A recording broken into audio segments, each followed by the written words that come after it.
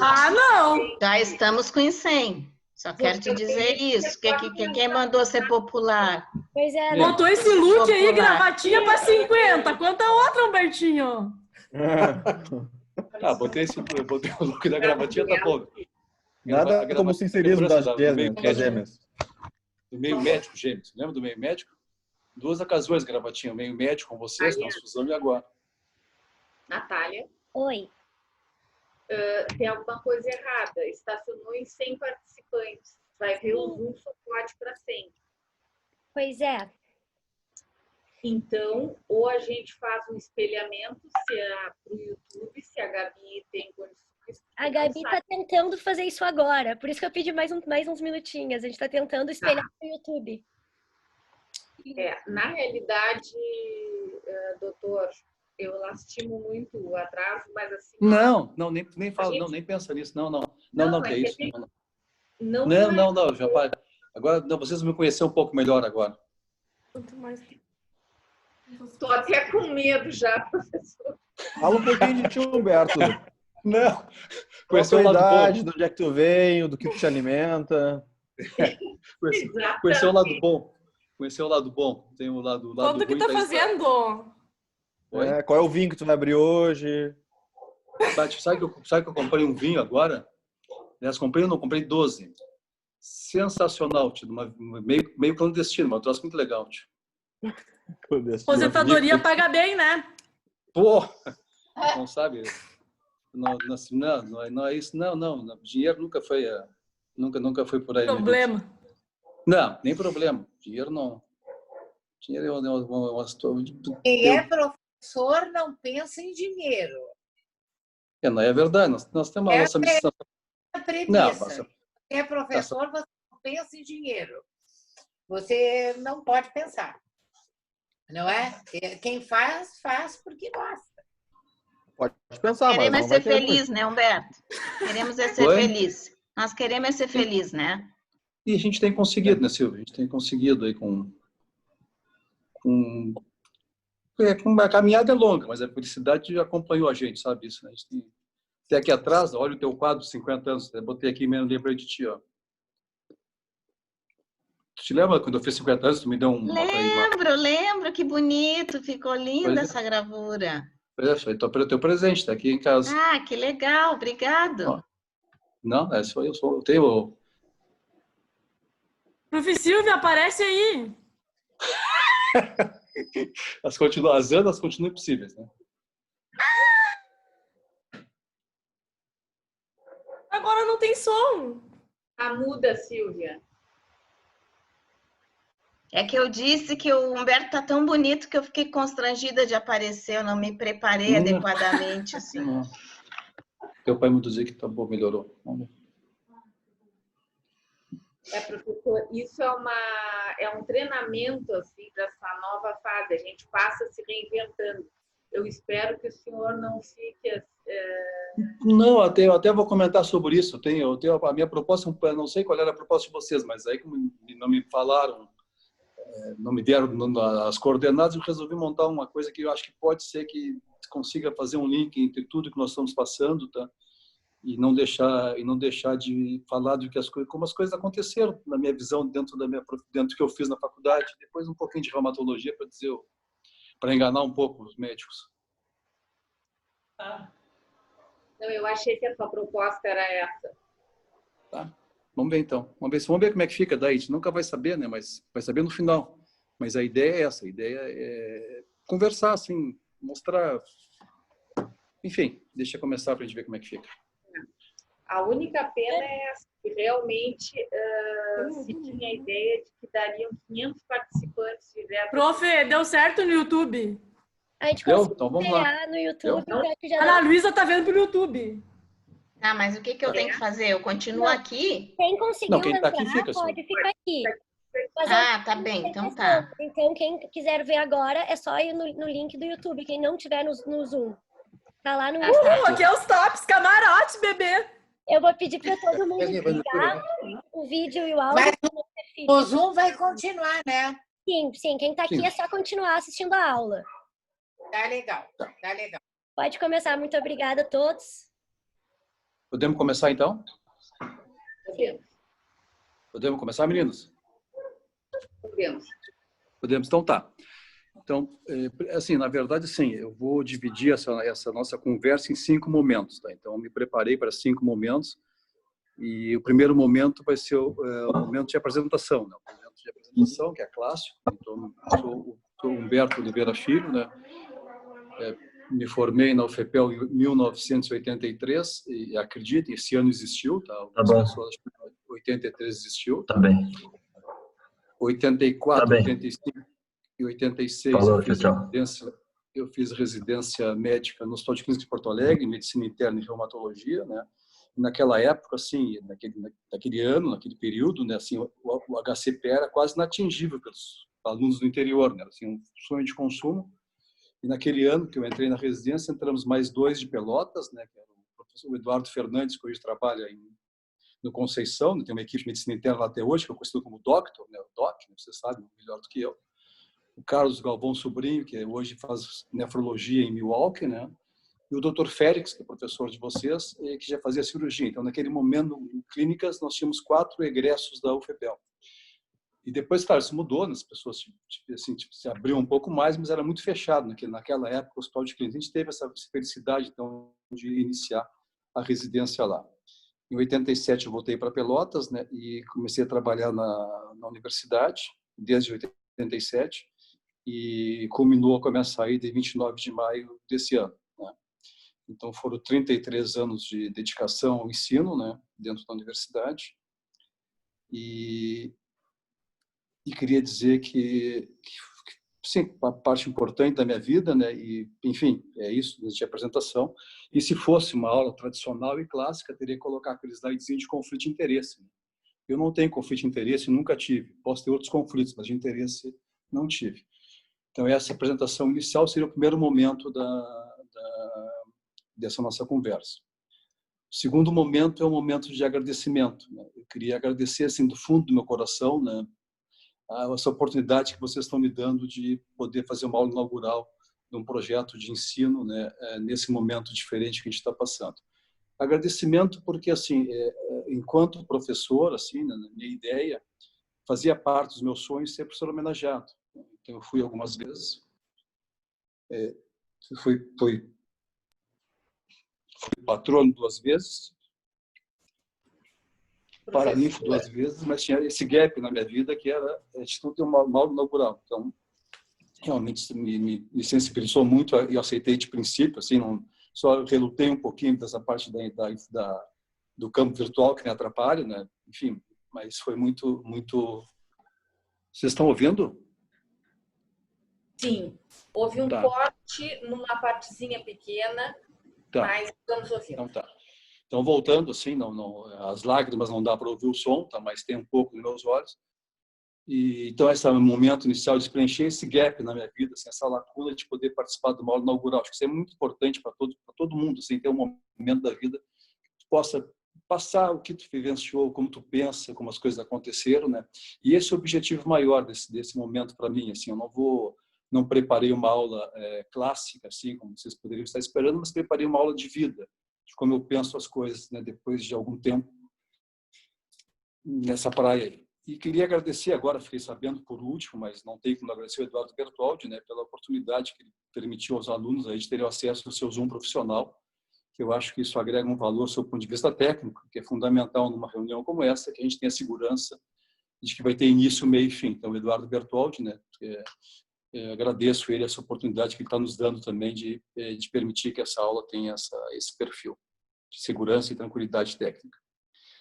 O terceiro momento, eu acho que é um momento assim, que mais eu gostaria de passar para vocês. É um momento de como eu vivenciei, assim, como eu pensei o ensino médico ao longo de 33 anos.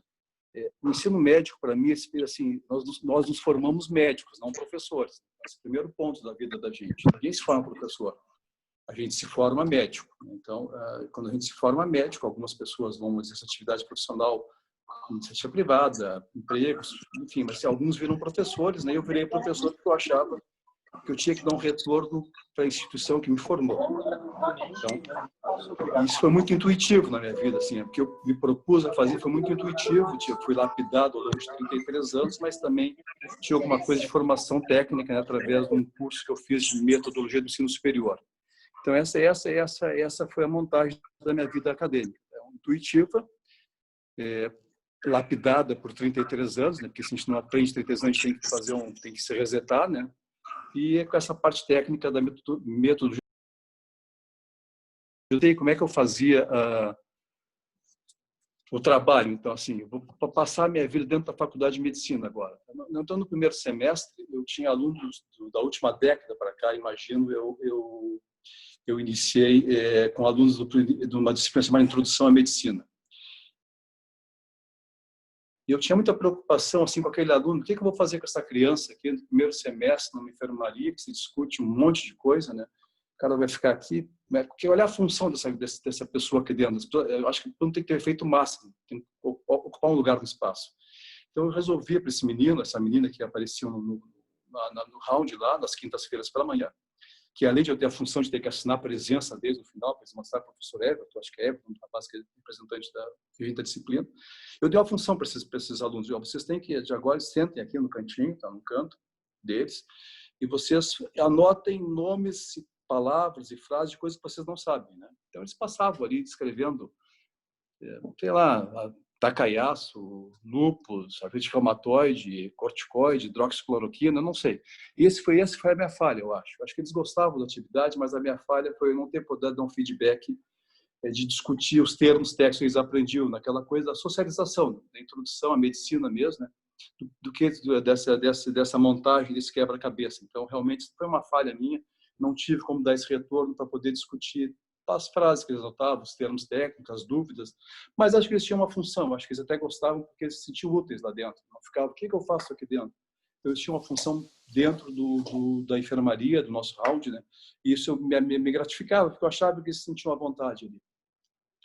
O segundo semestre, eu volto a frisar, estou passando do primeiro ao 12º semestre. O segundo semestre eu não tinha contato nenhum, quase nenhum contato, então eu não sabia o que acontecia, onde os alunos andavam, né, mas não tinha ideia. Já no terceiro semestre tinha uma atividade muito interessante, uma atividade que eu gostava muito, né, da terça e sexta, com a semiologia médica. Eu achava muito interessante porque assim era um momento de muita angústia para os alunos. E eu tentava passar isso para eles, que era normal a angústia que eles tinham em relação àquele processo de entrar no hospital, poder ver pacientes, né, de se apresentar como aluno, se eu vim conversar com o senhor, conversar com a senhora, né, e mostrar que essa angústia era natural, que o conhecimento médico ia aumentando ao longo da vida médica, né, e aquele era o momento mais ou menos, era o marco zero, né, é o marco zero do estresse médico. É aqui que a gente começa a se estressar um pouquinho mais em termos do processo do atendimento médico, da participação ativa, né, como aluno dentro da instituição, dentro do processo do ensino-aprendizado. E era uma atividade muito interessante, porque a gente tinha uma função a cumprir, assim, tinha 2 meses de trabalho com o grupo, né, um grupo se trocava a cada 2 meses, e a gente, no final daquele segundo mês, tinha uma função a cumprir, eram 7 anamneses por aluno, né, eram discussões, e, eventualmente, se conseguia fazer uma confraternização, e até vou citar uma coisa interessante que aconteceu numa dessas confraternizações no final do bimestre do ensino da semiologia, que, volto a dizer, a semiologia é fundamental, tá? A arte da semiologia, de fazer anamnese, exame físico, é a partir daí que se faz um banco de dados. E com esse banco de dados, nós vamos atender melhor o nosso paciente, vamos entender melhor o que está acontecendo. Então, não adianta baixar a anamnese na internet que não vai funcionar. E teve uma ocasião com uma menina chamada Isabel Oliveira Miranda, acho que ela é de Rondônia, a menininha, e ela é muito rapidinha de raciocínio.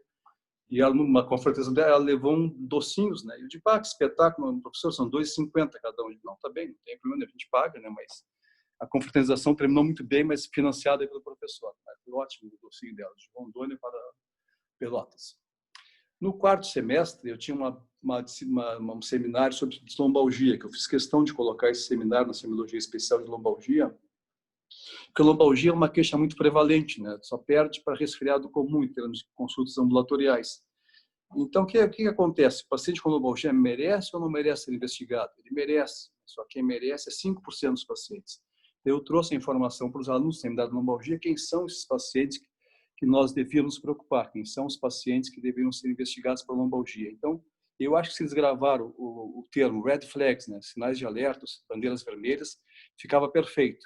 eles saberiam na UBS, na nossa vida futura, quem são os pacientes do contexto geral de lombalgia que mereciam ser investigados. Então, essa era a minha ideia, que eles ficassem com o conceito de red flags na cabeça. Isso depois, ao longo do tempo, ao longo dos outros semestres, a gente conseguia evoluir essa informação. No quinto semestre, realmente, eu não tinha muita atividade. Não tinha atividade. A única coisa que eu sabia que era o quinto dos infernos. Então, deve ser alguma coisa relacionada a algum estresse pontual, mas que é normal. Acho que na vida a gente tem que cair, ralar o joelho, né? A menininha agradecendo. E vamos embora. Acho que ele tem mais ou menos esse perfil em relação ao aluno da medicina. No sexto semestre, tinha uma atividade muito pontual que eu pedi para o departamento, né? Que eu gostaria de fazer uma aula de introdução à reumatologia, porque eram alunos do sexto semestre que vão fazer atendimento na atividade secundária, no ambulatório de especialidades. Então, eles passavam cardio, pneumo, reumato, infecto, endócrino, acho que é mais ou menos por aí, e clínica, eu acho que clínica médica também, clínica médica, obviamente. Então, eu pedi para fazer uma aula inaugural, assim, que eu achava interessante, né? Que o aluno soubesse, no ambulatório de reumatologia com o professor Daniel, o que ele poderia vivenciar, né? Em termos do atendimento, o que ele poderia aparecer no ambulatório de reumatologia, né? Porque a reumatologia não são coisas muito do dia a dia, depois eu vou passar sobre isso também. Então, eu fazia uma aula que era mais tensa e extensa, porque eram 120 slides, uma coisa meio louca, assim. E a gente conversava sobre isso, eu conseguia fazer essa aula na primeira semana do sexto semestre, né? A gente fazia esse momento de apresentação da reumatologia para eles, em termos das possibilidades de doenças que eles poderiam vir a atender. E foi a minha última aula também, foi no dia 13 de março desse ano, uma sexta-feira, às 15 horas, às 17 horas, desculpa. Me chamou a atenção essa aula por dois motivos. Porque eu cheguei, obviamente, um pouco antes, né? Porque essa coisa de treinamento, ver se vai funcionar, sei lá, se o meu pendrive vai funcionar, as angústias de quem trabalha com ensino, né? Que é normal. Eu dei aula há 33 anos, toda vez que eu dava aula eu me angustiava, estava frio, tinha aquela coisa de desconforto na barriga, porque não sabe se vai funcionar, é uma confusão, mas passou muito rápido também.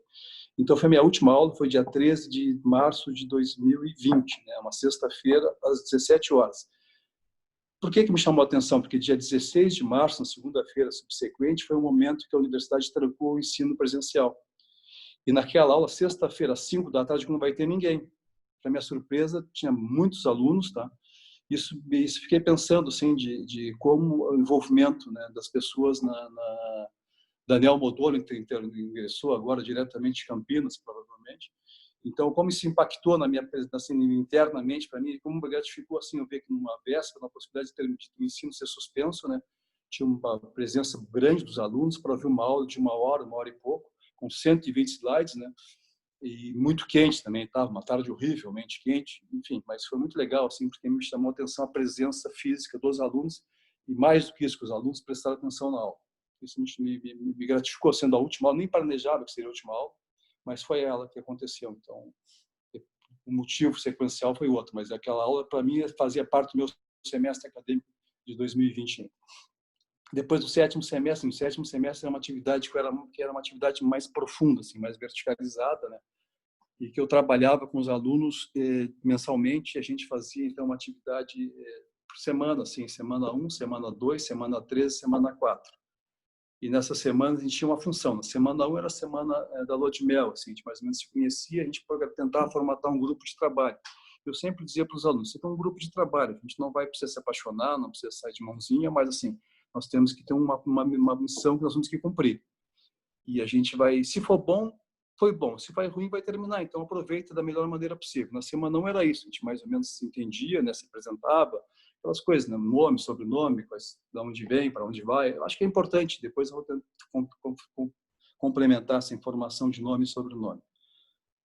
E na semana 2, na semana 3, aí sim, na semana 2, semana 3 era a semana do voodoo. O voodoo é esse bonequinho aqui. Aquela semana que a gente mais ou menos trabalhava de uma forma mais intensa, tá? Do ponto de vista de execução de um projeto que eu chamo de aprendizado baseado no atendimento e entendimento. Então, eram dúvidas que surgiam no atendimento do paciente internado, de uma prescrição, de um diagnóstico, de um exame, e a gente fazia um seminário, então, voltado para essa dúvida. Então, quando a dúvida é esclarecida, o paciente era atendido e entendido. Isso era muito interessante, porque criava um processo de ensino, aprendizado muito legal. Se procurava informação via virtual, via meio físico, havia uma inter-relação muito positiva e favorável em relação a essa proposta do ensino. E também trabalhei nesse semestre, de uns 3 semestres para cá, que as pessoas, os alunos, começaram a trabalhar com os pacientes, principalmente com os familiares dos pacientes, o nome dessas pessoas, né? Então, quando chegava no round, professora, a esposa do seu João, que é a Maria, que tem um filho chamado Mário, sei lá. Isso, assim, começou a enriquecer o round e começou a enriquecer o processo de relação do médico inserido no meio, no seio familiar, né? A gente tem que resgatar isso aí. Médico não é médico de ficar atrás de computador, né? Médico é médico do dia a dia, de pegar na mão, de abraçar, de sofrer, não é? Esse é o médico, na minha concepção.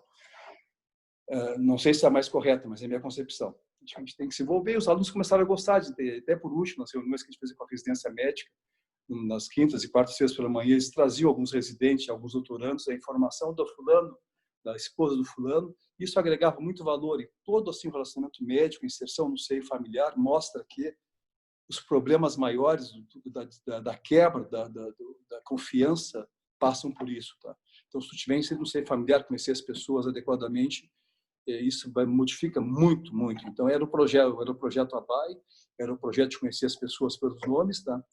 E também era a situação de que eles faziam também uma autoavaliação. No final, que a gente trabalhava 5 valências, né? Que eu continuo achando muito importante, que era assiduidade, pontualidade, conhecimento teórico, proatividade e poder de síntese. Essas são valências importantes, né?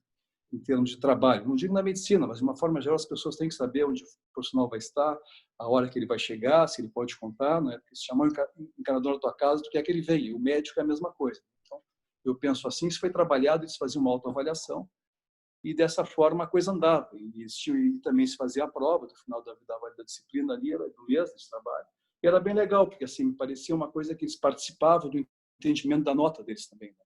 Então, é isso aí. Então, eles mostravam a importância disso tudo, e por isso que era uma coisa meio tensa, mas eu achava e acho muito saudável, porque a gente conseguia criar um grupo de trabalho, se brincava de leitura, e no 7º semestre também surgiu, uns anos atrás, a função do malvado favorito, né, que ficou mais ou menos caracterizado, né, mais a função de uma maneira, não diferente, mas uma maneira de tentar mostrar um comprometimento desse semestre tão importante, que para mim é um divisor de águas, né, do sentimento em relação à profissão. Realmente um semestre que foge um pouco da curva, pelas suas peculiaridades, né, pelo N de matéria, pela essa coisa de trabalhar mais ativamente, mas, enfim, faz parte do crescimento. Então, esse é o 7º semestre.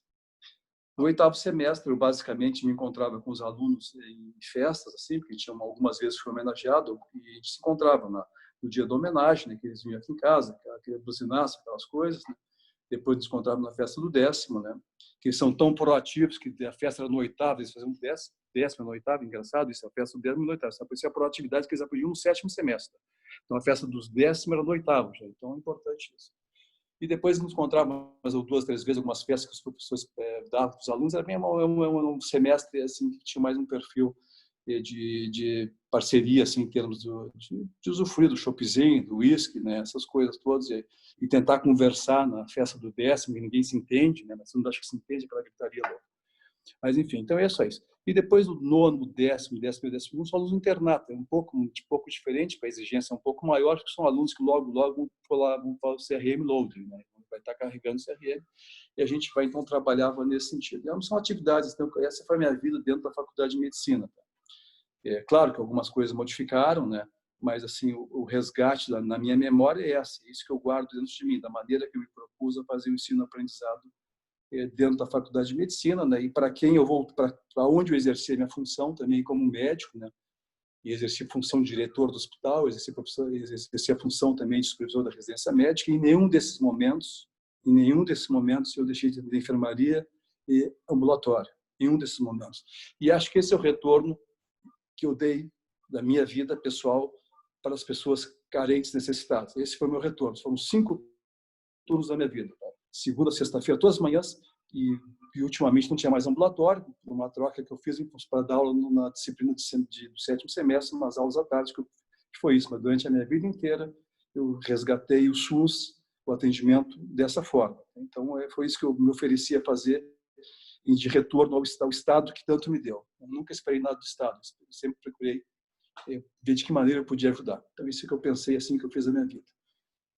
Bom, então esse é o terceiro momento. É o primeiro momento, só para resgatar, né, o momento da apresentação. O segundo momento é o momento do agradecimento, né, e o terceiro momento é o momento esse de como eu pensei, como eu penso o ensino médico dentro das minhas limitações de pós-graduação, que realmente não existem. Bom, e agora vamos para o quarto momento, né, que o quarto momento é um desafio. Eu falei para a Silvia Macedo que eu não queria desafios esse semestre. Não queria mais, eu não estava propenso a desafios, queria fazer um ano sabático, assim, né, queria vivenciar um pouco a minha família, né, que eu vivenciei muito pouco, mas de qualquer maneira o Covid nos pegou, nos botou dentro de casa.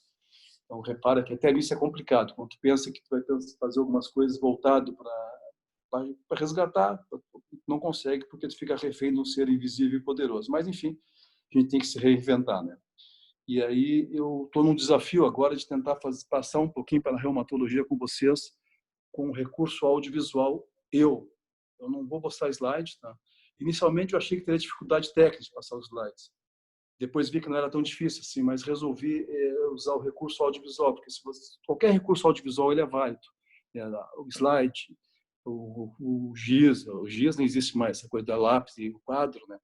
E mais as lâminas no passado. Então, mas o recurso audiovisual, esse é um recurso que eu vou tentar prender a atenção de vocês. Tá? Então, só para chamar a atenção do recurso audiovisual da plataforma digital, eu acho que eu tenho eu tenho questionamentos. Primeiro, assim, a gente perde o olho no olhar. A gente não sei quem está prestando atenção, eu não sei quem está no WhatsApp agora, eu não sei quem está assim, eu não sei porque não está sendo, não há aquela coisa da área física, a gente pode trocar ideia, assim, ter interação pessoal. Isso se perde definitivamente com essa plataforma virtual, né?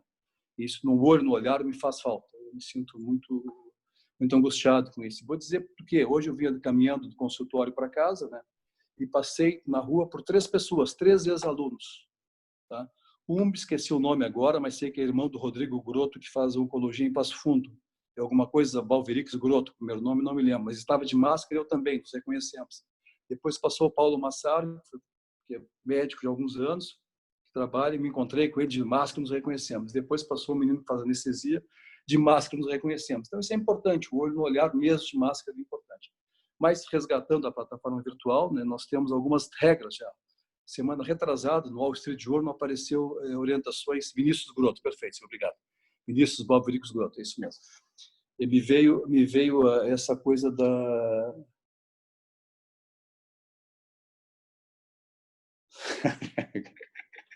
Estou recebendo aqui mensagens aqui da minha filha que está me assistindo em Porto Alegre, do outro rapaz, do Márcio Tedesco, que faz traumato em Santa Catarina, dizendo que a gravatinha está meio complicado, mas isso aí não tem problema. Então, resgatando, então no Wall Street Journal, saiu semana retrasada, regras de etiqueta para trabalhar na plataforma digital. Primeira regra, aí entrei, me encontrei perfeitamente, não se atrasar. Então, o Wall Street Journal mostrando que a primeira regra é não se atrasar, achei ótimo. Assim. Então, mais ou menos estamos na mesma linha de raciocínio. Tem uma regra que eles não colocaram, mas que a gente está fazendo, que é fundamental, que é o treinamento anterior. A gente tem que treinar antes. Eu treinei com as meninas no Google Meet ontem, acho que antes de ontem, e hoje me apresentaram o Zoom, então, mas enfim, a gente tem que treinar antes. Tá? A segunda regra, sim, ligar o vídeo. Tá? Por mais que a máscara nos marque o rosto, tá? Por mais que o cabelo esteja desalinhado, que os fios brancos estejam aparecendo, o momento é de se mostrar no vídeo também. Tá? Tem que se mostrar no vídeo. Terceira coisa, quando se mexer, como ver, desligar o vídeo, porque senão os outros podem ficar tontos. A outra coisa que eles se orientam assim, é não se alimentar. Porque diz, eu não sei, eu não tenho, mas que tem fone de ouvido muito sensíveis, né? E diz que tu comer uma batatinha frita do barril é nojento. Então isso é Wall Street, não sou eu. Diz que é disgusting, nojento. E o quinto item que eu acho mais importante é evitar multitarefas, quer dizer assim. Então dá vontade, né? De estar fazendo uma coisa e fazer outra, mas acho que a gente tem que se concentrar. Então acho que essa é a ideia de trazer para a plataforma digital. Essa técnica, né, de poder aproveitar o momento, que é único, na verdade, isso vai se perpetuar, obviamente, mas vocês vão contar comigo presencialmente em outras reuniões que eu vou fazer questão de participar, porque eu gosto muito do olho no olhar. Bom, então vamos passar para a reumatologia. Né? A reumatologia, com a reumatologia, ela, se for olhar etimologicamente, a reumatologia quer dizer estudo dos fluidos, né? Conhecimento dos fluidos, ou do fluxo. Eu acho que, porque reuma é uma palavra grega que quer dizer fluido, fluxo, tá? E logia é conhecimento, né? Estudo. Então, mas na verdade não é nada disso, né? Isso aí, na verdade, isso aí se remete à Grécia, né? Onde se achava que a saúde era o equilíbrio entre os 4 fluidos, né? O sangue, a bile, o muco, né? A bile amarela e a bile negra. Então, o desequilíbrio desses fluidos poderia causar doença. Então, isso, por exemplo, na gota se acreditava que era um veneno que protejava na junta. Então, esse é o conceito de reumatologia. Mas é um conceito que, na verdade, não reflete o que nós fazemos. O que nós fazemos é estudar doenças sistêmicas. Eu acho que é uma especialidade muito interessante do ponto de vista de doenças sistêmicas, né? Eu flutuo muito bem na neurologia, na cardiologia, na pneumologia, na gastrologia, na dermatologia, na nefrologia e, mais modernamente, para os reumatologistas mais modernos do que eu, mais novos, seguramente vão transitar muito bem e intensamente na oncologia. A oncologia agora, com esses terapêuticos mais modernos, a checkpoint terapia, né, eles estão liberando o linfócito T. O linfócito T está determinando, então, o surgimento de algumas doenças musculoesqueléticas. Então, isso aí vai ser um mercado de trabalho em conjunto, seguramente, né, para as pessoas com a oncologia e com a reumatologia. Então, a gente trabalha perfeitamente em várias especialidades, né?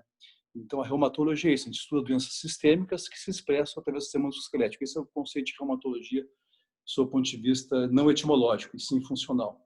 E tem uma ocasião, numa festa do 10º, vou citar essa passagem, eu estava conversando com uma menina chamada Carolina Reich Oliveira, e ela estava com um namorado, que eu acho que é um rapazinho que é jornalista, trabalha com produção visual em Porto Alegre. Ele perguntou para ela, mas o que o reumatologista faz? E a resposta dela foi uma das mais inteligentes que eu ouvi. O reumatologista faz o que os outros não fazem.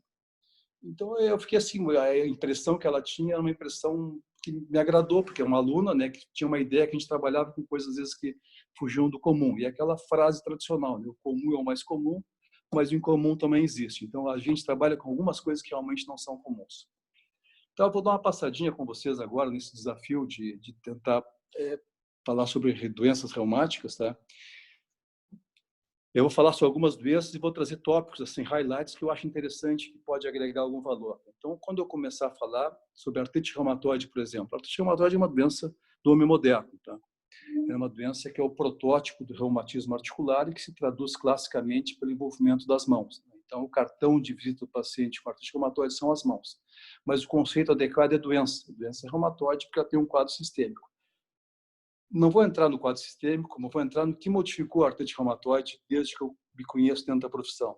Modificou, por exemplo, o diagnóstico. Hoje nós conseguimos ter um diagnóstico precoce com ultrassonografia. A ultrassonografia, tanto com escala em cinza quanto o Power Doppler, permite diagnóstico de doença e atividade de doença. Então, hoje, a ultrassonografia entra no arsenal do conhecimento do trabalho em artrite reumatoide. William Osler dizia assim, 2 pontos. Quando o paciente com artrite reumatoide entra no meu consultório pela porta da frente, eu quero ser pela porta de trás. Isso aí, no século, 100 anos, vamos dizer assim, essa frase. Então, isso mudou muito em termos do pai da medicina dizer isso. Então, a ultrassonografia agregou um valor enorme do seu ponto de vista de diagnóstico precoce de doença, precoce artrite reumatoide. E a outra coisa que mudou muito a história da doença, né, que é o surgimento da terapia biológica. Isso realmente faço questão de frisar aqui, porque foi uma edição de 15 anos para cá que surgiu os biológicos, a gente TNF, né, que é o inibidor de interleucina, né, que isso aí, na verdade, modificou o desfecho da doença. Então, esses são os pacientes de outra qualidade de vida. Então, se fosse a artrite reumatoide, assim, rápidas palavras, é ultrassonografia para diagnóstico precoce e a comer doença, e os biológicos. E os biológicos, sempre que se fala em biológico, lembrar que o MAB, né, que é o sufixo final de MAB, é monoclonal antibody, né, que é anticorpo monoclonal, e toda vez, não só na reumatologia, mas na dermatologia, na gastroenterologia, na pneumologia, na neurologia, onde os biológicos têm mercado, né, nós temos que fazer screening para tuberculose. Então, esse paciente faz a reação tuberculínica, o MANTU, ou o PPD, como vocês preferirem, e mais uma radiografia de tórax, que vai receber tratamento para tuberculose latente ou tuberculose ativa, dependendo dos achados do MANTU e da radiografia. E não se inicia tratamento com biológico antes de fazer esse screening de tuberculose. Então, seria, em rápidas palavras, assim, para tentar usar a plataforma digital e tentar fazer um momento de artrite reumatoide, seria isso. Protótipos são as mãos, mas a ultrassonografia e a terapia biológica interferiu muito no diagnóstico precoce e no tratamento desses pacientes. E paciente com artrite reumatoide, você sabe, é muito difícil ter a dificuldade de não executar as funções do dia a dia.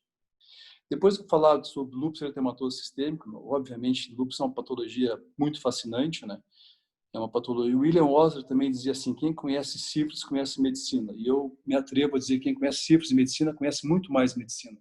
E o lúpus ela tem assim uma possibilidade diagnóstica de apresentação clínica muito grande. Tá? Mas vou trazer algumas informações que eu acho importantes. Então, aquele Hashimoto's.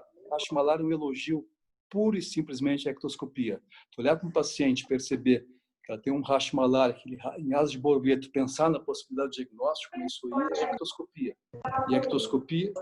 E a ectoscopia não é uma coisa estática, é uma coisa dinâmica. Mas Hashimoto's pode acontecer em patologia mental também. De qualquer maneira, a gente tem que entender que pode ser o diagnóstico olhando o paciente. Aquela frase, né? Se cometem muito mais horrores por não mirar do que por não conhecer. A gente erra muito mais por não olhar a pessoa do que falta de conhecimento. Então, treine em olhar, treine em ver as pessoas, tá? Na rua, no cinema, no shopping, na enfermaria, no seu consultório. Olhem as pessoas, tá? Olhem. Onde está falando com um colega, né, sobre um paciente comum, sabe? É engraçado que aquele paciente não me olha no olho, né? Então vê como chama atenção isso, né? Então, fica essa informação para vocês do lúpus em relação a essa possibilidade de diagnóstico pelo olhar ao paciente. E a paciente, doutor, eu fui olhando na internet, imagem de lúpus, não se assustar muito, mas fala na internet. Eu queria, na verdade, trazer uma informação técnica que eu acho que vale a pena e que o momento me permite dizer isso. Tá? Assim, eu não estou estudando, eu tenho uma John Hopkins Lupus Cohort, acompanho o paciente desde 1983. Tá? E tem 2.000 pacientes em acompanhamento. 2.000 pacientes com acompanhamento, eles trazem Hopkins Lupus Cohort. Eles trazem uma informação técnica a respeito de qual é a frequência que os pacientes têm que consultar, quais são os laboratórios que têm que fazer, o que significa isso ou aquilo, mas eles falam sobre a hidroxicloroquina e eu faço questão de frisar isso. 2 pontos. Tá? O primeiro ponto é que ela faz muito bem para o rim, e o segundo ponto é que ela faz muito bem para o quadro sistêmico do paciente. Isso é uma coorte de 2.000 pacientes de 83 para cá. Em nenhum momento dessa coorte eles falam em acompanhar pacientes por eletrocardiograma. Eles falam em avaliação oftalmológica, certo?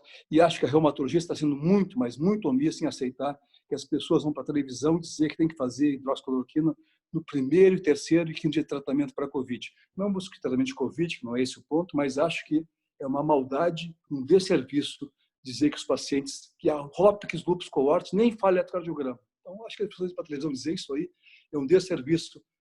Eu acho muito triste a gente ter que ouvir isso e não se manifestar. E a reumatologia está omissa. Bom, isso é um outro assunto. Então, eu queria deixar essa lembrança para vocês. Tá? Lúpus é uma doença multissistêmica que pode pegar rim, pode pegar coração, pode pegar pulmão, sistema nervoso central, sistema nervoso periférico, o órgão hematopoético, mas também é uma doença que a cloroquina é o seu remédio de eleição, hidroxicloroquina. É a droga de eleição. Essa é a mensagem. Pensou em lúpus, pensou em hidroxicloroquina e a droga é segura e eficaz. Zero Covid, simplesmente relacionado à medicação em lúpus. Né? Depois a gente pode passar um pouquinho na sequência para a esclerose sistêmica. A esclerose sistêmica tem uma doença que é um pouco mais rara, mas o marcador é cutâneo e chamar a atenção de vocês de coisas fundamentais. Né? Todo paciente com esclerose sistêmica, a princípio, tem Raynaud. Raynaud se escreve com R-A-Y-N-A-U-D. Raynaud, não é Reynolds, não é Richards, não é Reinaldo, mas é Raynaud. Eu explico isso porque assim, é impressionante que a gente se atrapalha para escrever Raynaud. Então, até queria que o pessoal aí tivesse com lápis, papel na mão e botasse assim, Raynaud, e fizesse aquelas coisas no século passado de tema de casa. Então, o paciente com esclerose sistêmica tem Raynaud, a pele está doente. O que mudou a esclerose sistêmica? Mudou basicamente assim, o Raynaud, né, que é um marcador de doença, hoje está bem associado, mudou a capatroscopia ungueal, a dermatoscopia, que tu consegue avaliar a prega ungueal, o leito ungueal e ver vaso doente, tá? E mudou também o envolvimento pulmonar. Hoje o paciente com esclerose sistêmica morre muito do pulmão. Né? Então, a doença intersticial pulmonar, que é um outro capítulo à parte, muito trabalhei em conjunto com o professor Noal, a professora Silvia na pneumologia, ali muito vimos pacientes com doença intersticial pulmonar, um campo de trabalho enorme, porque a tomografia de alta resolução abriu esse campo, né, em termos de entendimento. O eco cardíaco também ajudou para a hipertensão pulmonar. Então, realmente, a esclerose sistêmica está ganhando um novo tem o mesmo fenótipo com outro entendimento. Tá? Então, nós temos pulmão doente matando pessoa e hoje tem arsenal terapêutico enriquecendo essa possibilidade de desenvolvimento pulmonar. Então, esclerose sistêmica, rápidas palavras, Raynaud, dermatoscopia e pulmão, certo? E depois da pele, o mais acometido tubo digestivo, né? Que é o Dr. Lisandro, o Dr. Gustavo Real, com certeza, bem pacientes, doutora Elza, doutora Carolina, eu não vou citar todos, porque eu poderia errar aqui alguns nomes, mas me esquecer, mas a Maria Augusta, enfim, acho que poucos da Gasto passaram, o residente Lucas, que é pessoa muito estudiosa também, me desculpa eu estar falando assim, porque me deram essa oportunidade e eu acho que estou tanto tempo sem ver alunos que eu resolvi falar um pouco. E depois poderia falar um pouquinho sobre miopatia inflamatória também, que é uma doença mais rara, mas que a pessoa também tem fraqueza muscular e também elogia a ectoscopia. Tem uma apresentação da doença que se chama dermatomiosite. Então, o paciente tem um rash malar, um rash iliótropo, que é um rash na pálpebra superior, violáceo. Então, tu olha para aquele doente que está com fraqueza muscular, que está cansado, e tu diz para o paciente, acho que sei que o senhor tem, vou lhe pedir um exame. E esse paciente, pasme, ele está, em média, circulando há 6 meses para alguém pensar nesse diagnóstico. É uma doença rara, mas ela existe. É uma fraqueza muscular de cintura pélvica e escapular, com um marcador cutâneo muito clássico, hoje aceito pelo Colégio Americano de Reumatologia e pela Liga Europeia, que o heliótropo é um sinal patognomônico da doença. Tá? Se é que existe alguma coisa patognomônica em medicina, o heliótropo é um deles. Então, grave esse nome, então, heliótropo pode fazer o diagnóstico olhando para a pessoa. Na sequência, poderia falar um pouquinho do síndrome de Sjögren, né? O olho e boca seca, mas é uma doença um pouco mais... Ah, estou ficando sem bateria aqui. Tá, vou ficar sem bateria. Então, vou ter que... Tá, então tá. Então, essa sequência da síndrome de Sjögren, né, que a gente vai ter que lembrar do olho e boca seca e a possibilidade também de envolvimento sistêmico. Precisamos do oftalmo para o diagnóstico, precisamos também de exames de imagem para mostrar que a saliva não está sendo produzida nem eliminada de forma adequada. Então, basicamente, seriam as doenças conjuntivas mais importantes que a gente vivencia no dia a dia. Artrite reumatoide, lúpus eritematoso sistêmico, tá? Esclerose sistêmica, miopatia inflamatória e síndrome de Sjögren. São rápidas palavras de 5 patologias que eu acho importante conhecer. Então, acho importante receber essa informação. Por outro lado, nós temos também as vasculites. Vasculite é um mundo à parte. Vasculite, assim, quando eu comecei a estudar reumatologia em 1935, tinha um editorial, acho que do New England, provavelmente, do American Journal, agora não me vem a cabeça, mas que tinha uma figura de um médico tocando um elefante e o médico blindado, que a gente não sabia muito bem que estava tocando, mas sabia que era o elefante. Então, essa é a vasculite em 1985. Mas de lá para cá muita coisa modificou. A gente consegue classificar o doença em vasculite de vaso grande, pequeno e médio calibre. Né? No vaso grande calibre nós temos basicamente 2 patologias. Nós temos a artrite Takayasu, né, que pasmem os senhores, que é um oftalmologista, ainda parece que a primeira descrição na literatura foi em 1908, num congresso de oftalmologia, um congresso de oftalmologia no Japão, tá? Cidade não me veio o nome agora. Mas o Takayasu oftalmo apresentou então a arterite Takayasu, que é uma doença sistêmica da aorta, torácica e seus ramos, tá? O paciente basicamente se apresenta com um quadro constitucional importante, mas tem uma queixa muito interessante que é dor na carótida. Então, se algum paciente vier prostrado para vocês, febril, com carotidínia, que a gente chama, né, pensar na possibilidade de Takayasu. E vocês podem fazer o diagnóstico palpando o pulso periférico. Por um processo inflamatório, por estenose vascular, os pacientes têm a chamada doença sem pulso. Então, dá para fazer um diagnóstico palpando o pulso radial, que deve ser chamada de pulseless disease, a doença sem pulso, e também uma coisa clássica também do Takayasu é sopro em artéria subclave. Então, tu pode fazer o diagnóstico hoje com angiorressonância e angiotomografia, sem precisar de biópsia. E acompanhando os grandes vasos, nós temos a doença de arterite temporal, que até o sindicato médico chama atenção, né, que é uma doença que pode causar cegueira. Então, todo paciente acima dos 50 anos de idade que tem uma cefaleia temporal, uma cefaleia que ele nunca teve na vida, que é uma chamada cefaleia aguda emergente, vocês têm a obrigação de pensar na possibilidade do diagnóstico. Qual é o highlight de arterite temporal hoje? É a clínica soberana, mas tu pode fazer com Doppler, ultrassom com Doppler, tu pode dar artéria temporal com um médico bem treinado, né, procurar o processo inflamatório que tem como ser avaliado através de um Doppler arterial de artéria temporal. E o tratamento é com corticoide, e assim, evita a cegueira. Né? Então, é importante chamar a atenção da artrite temporal pela possibilidade de cegueira. Então, não se esqueça de cefaleia aguda emergente acima dos 50 anos de idade e pensar nessa possibilidade. Então, esses são os grandes representantes da artrite de células gigantes, dos grandes vasos. Depois temos de médios calibre, né, que é o poliartrite nodosa, tá? E o Kawasaki. Kawasaki, chamar a atenção de vocês, curiosidade médica, tá? Como as coisas estão sempre em evolução, né?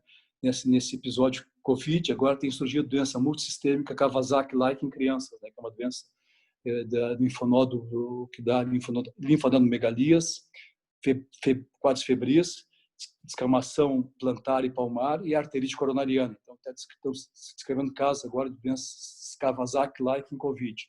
Vamos só chamar a atenção para ver que a medicina é uma ciência muito dinâmica, né? E que cada gente está aprendendo. Quanto mais a gente aprende, mais a gente tem que aprender. Esse é mais um pensamento meu. Depois temos as vasculites médicos de pequeno calibre, né? Que nós temos fundamentalmente dois grandes grupos. Nós temos as vasculites associadas ao ANCA, né? E as por imunocomplexo. As por imunocomplexo, na verdade, tem três grupos: as do tecido conjuntivo, as infecciosas ou as paraneoplásicas. Tá? Então, isso aí são as vasculites de pequenos vasos. Apresentações diversas, mas são as principais relacionadas ao imunocomplexo. E tem as paucimunes, né? Que vale a pena só lembrar o ANCA, né? Que é um anticorpo anticitoplásico deutrófico, que a gente pega o laboratório junto com a clínica, né? E basicamente são um fenótipo muito parecido, que é a granulomatose com polangeite, conhecida no passado como Wegener, tá? A granulomatose eosinofílica com polangeite, que é chamada de Churg-Strauss, e a poliangite microscópica. São os três, elas têm um fenótipo parecido, mas o que modifica, na verdade, é a associação com o tipo de ANCA que vem, né? Que pode ser o ANCA, o P-ANCA ou o C-ANCA. Chamar a atenção que tanto a PAMI, polangeite microscópica, como a granulomatose com polangeite, que é o Wegener, fazem pulmão-rim, fazem ensino de pulmão-rim, tá? Pulmão-rim, que é o chamado good pastor, né? Que é o bom pastor. Então, fazem isso também. E a Churg-Strauss, que é uma apresentação de eosinofilia com asma, que às vezes durante muito tempo a gente pode tratar o paciente com asma, eosinofilia e mascarar a doença. Então, basicamente, seria isso de vasculite, que é um mundo à parte também, mas hoje não é tanto aquela pessoa de olhos blindados tocando um elefante. A gente mais ou menos sabe onde vai. Tem técnicas laboratoriais de imagem, angiorressonância, angiotomografia, laboratório tem ajudado bastante. Então, a gente fica mais tranquilo de trabalhar com o processo vasculite. Tá? Na sequência, eu podia falar para vocês também um pouquinho mais sobre a doença inflamatória lombar, né, pacientes com lombalgia inflamatória, adultos jovens, né, aí que eu faço o link desse momento com o quarto semestre, né, com lombalgia inflamatória. O paciente tem que ser investigado por dor nas costas, lombalgia inflamatória, o paciente que acorda à noite pela dor, um adulto jovem, né, que também compartilha marcador genético HLA-B27, compartilha também entesite e compartilha olho vermelho. Então, são situações semelhantes que pode acontecer na anquilosante, que pode acontecer na psoríase, que pode acontecer na doença inflamatória intestinal, que pode acontecer de uma forma diferenciada. Então, são algumas situações clínicas que mais ou menos se compartilham, como, por exemplo, uma doença de Crohn pode se apresentar com olho vermelho, uma artrite periférica, e ele entra, então, nesse grupo das espondiloartrites. E a modificação maior, em termos da espondiloartrite que a gente teve recentemente, né, mais modernamente, é o diagnóstico precoce através da ressonância magnética. Então, ressonância magnética de sacro ilíacas dá o diagnóstico precoce daquele paciente que entrando nesse grupo das espondiloartrites, né, que são pacientes com lombalgia inflamatória e com dor articular periférica, artrite. Tá? Eu vou falar um pouquinho agora sobre a artrite infecciosa, mais para chamar a atenção do quadro que pode ser por bactéria, micobactéria, micobactéria e fungo, né? Chamar a atenção do quadro por bactéria ou quadro viral, normalmente são quadros agudos, né? E os quadros articulares mais crônicos são por micobactéria ou fungo. E esse quadro de micobactéria, eu queria só chamar a atenção também de duas situações clínicas, né? Que é o mal de Pote, que é quando há tuberculose vertebral, né? Que é relacionado à tuberculose vertebral, e um reumatismo que existe, né? Que é o reumatismo de Poncet, que é um reumatismo também reacional, né, relacionado à micobactéria tuberculose. Então, o paciente tem algum sítio de micobactéria não tratado e que começa a desenvolver quadros articulares periféricos. E se observa também isso naquele doente que faz BCG intravesical para neoplasia de bexiga. Então, é uma possibilidade de ter um quadro articular, associado à exposição à micobactéria.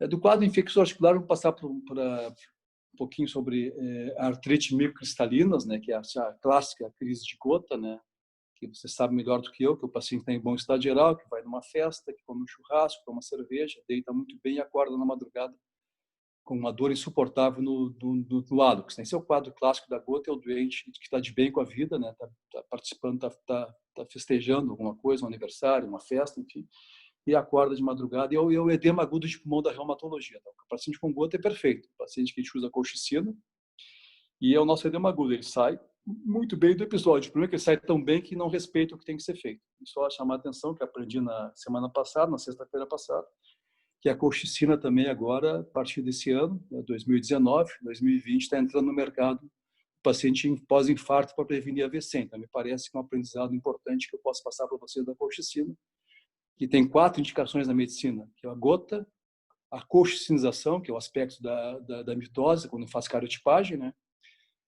A pericardite, né? E agora entrando no mercado do pós-infarto. Então, acho que é interessante saber que é uma droga antiga também, e acho que a gente tem que saber valorizar, resgatar essas coisas que a gente está aprendendo. Então, eu queria aproveitar esse momento do que aprendi de colchicina na sexta-feira, que também vou começar em breve, acho que você vou começar a usar por estresse profilático.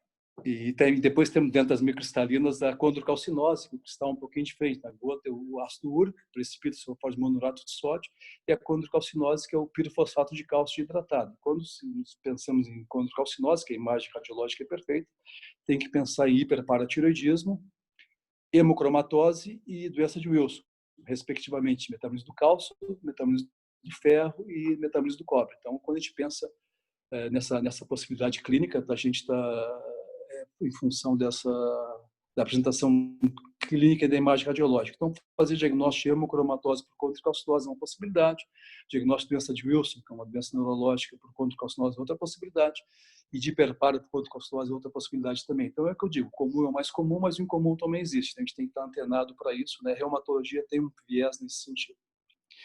Depois eu vou passar pela osteoartrose rapidamente, assim, né? Que é uma patologia que é o nosso tendão de Aquiles, né? Tem tanto conhecimento na área da reumatologia, de imagem, né? De laboratório, de medicamentos, né? Da especialidade como um todo, mas a artrose continua sendo um problema em termos de medicação. A gente entende o processo, a cartilagem adoece, né? A cartilagem degenera, a cartilagem fibrila, a cartilagem fissura, o osso se expõe, mas o que se faz com isso? Fisioterapia, prótese, realmente é um mundo que ainda nós precisamos tentar uma medicação que permita que essa cartilagem sobreviva a essas agressões ao longo da vida. Fica mais ou menos de mãos atadas. Claro que consegue com analgesia, com antidepressivo, né, com fisioterapia, fortalecimento muscular, com prótese, consegue melhorar a qualidade de vida do paciente, mas não tem um remédio que diga isso bloqueia a evolução da doença. Isso, sabe, a gente fica... Claro que tem muita coisa da evidência, desse experimento, mas assim, essa evidência mais forte, robusta, ainda não. Esse é um termo, eu acho legal, evidência robusta, acho bonito também. E só para dar uma passagem rapidinha assim, em relação às doenças osteometabólicas, chamada atenção da osteoporose, que é uma doença em termos de saúde pública muito preocupante pela fratura, né, que determina muita mortalidade, né, mas que hoje tem arsenal terapêutico e diagnóstico precoce. Chamar a atenção que a osteoporose secundária por medicamento, corticoide, é a principal droga que causa essa doença, tá? E a corticoide é uma droga que a gente usa há 70 anos, né? Foi inclusive prêmio Nobel de Medicina em 1950, tá? E hoje, 70 anos depois, nós estamos começando a entender um pouco melhor como usar essa droga. Então, repare que medicina é muito interessante também por isso. Uma droga de 70 anos de mercado, hoje a gente consegue estudar um pouquinho melhor, entender um pouco melhor os seus efeitos e pesar custo-benefício. E temos doença de peixe também, que é uma doença metabólica chamada ossite deformante, né? Isso é muito clássico na medicina também, né? Que se faz diagnóstico algumas vezes por acaso, mas mais recentemente a gente procura a doença também, né? Se é diagnóstico por acaso em rompimento de ossos de crânio, bacia e ossos longos, tá? E estou terminando, acho que vou terminar, na verdade, vou falar de uma doença, eu queria, na verdade, é uma doença que me intriga, me atrai, que é a sarcoidose. Então, a sarcoidose é uma doença que, como o doutor professor Ricardo Noal, é uma doença órfã. Então, realmente é uma doença que o reumatologista entra também. E entra de 3 formas. Então, nós podemos entrar para o diagnóstico inicial, o paciente se apresenta com artrite periférica, se apresenta com eritema nodoso, tá? E a gente vai e olha para o paciente com artrite de tornozelos, eritema nodoso, pede uma radiografia de tórax. O cara, esse médico não deve estar nessa faculdade mental adequada. O cara estou com dor no tornozelo, o cara me pede um raio de tórax, pelo mediastino alargado. Então, sarcoidose a gente pode atuar no diagnóstico inicial pela apresentação do paciente. Nós podemos atuar também com o paciente com diagnóstico já estabelecido e que o paciente começa a ter um quadro articular. Então, a gente entra aí também. Então, a sarcoidose me atrai muitos médicos. E tem a terceira possibilidade maior agora, é que não há drogas modificadoras da doença, né? Como tem artrite reumatoide. Então, começar a surgir então, os DMARDs, né? Que são drogas modificadoras, drogas da sarcoidose, né? Então, a gente entra aí também, porque as drogas da sarcoidose são as mesmas que a gente sabe usar.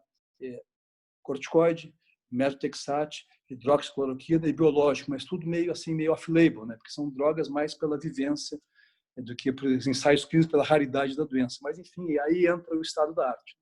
Então, depois dessa função toda de passar o primeiro momento da apresentação, o segundo momento do agradecimento, que para mim foi mais importante, né? Porque me resgatou a minha vida assim, dentro dessa possibilidade de poder preencher essa lacuna, né? Até botei uma gravata borboleta aqui para eu acho que o momento merece, tá? Realmente foi uma lacuna que eu tinha em termos da minha atividade docente assistencial. Terceiro momento, né, o momento de descrever minha trajetória, de como eu participava do processo dentro da Faculdade de Medicina, né? De que maneira eu participei, da importância que eu dei ao que eu fiz, tá? E por que eu fiz também, né? Realmente me dediquei e achava que cheguei no retorno para a universidade, achava que podia ensinar os alunos, achava que podia ajudar o SUS, achava e fiz isso durante 33 anos. Pacientes do SUS, né? Pacientes que precisam ser atendidos, né? Então acho que a gente podia dar um retorno nesse sentido. E o quarto momento foi esse momento de lápis, papel na mão, foi um desafio, tá? Que eu me propus a fazer, de tentar trazer uma informação técnica, de resgatar a memória, de procurar o lápis e o papel, né? Show acústico, voz e violão, né? Coisa antiga, do século passado, de tentar buscar pela memória, não resgatar no celular a informação, de resgatar na memória, tá? E o quinto momento vai ser um momento que vocês está aberto à discussão, tá? Mas que eu vou antes de passar o que eu queria deixar uma frase, tá? Sobre a medicina. Medicina se exerce com arte e se exerce com evidência. De novo, exercemos medicina com arte e exercemos medicina com evidência. Elas não se excluem, elas se complementam. Mas saber usar a evidência é uma arte. Muito obrigado.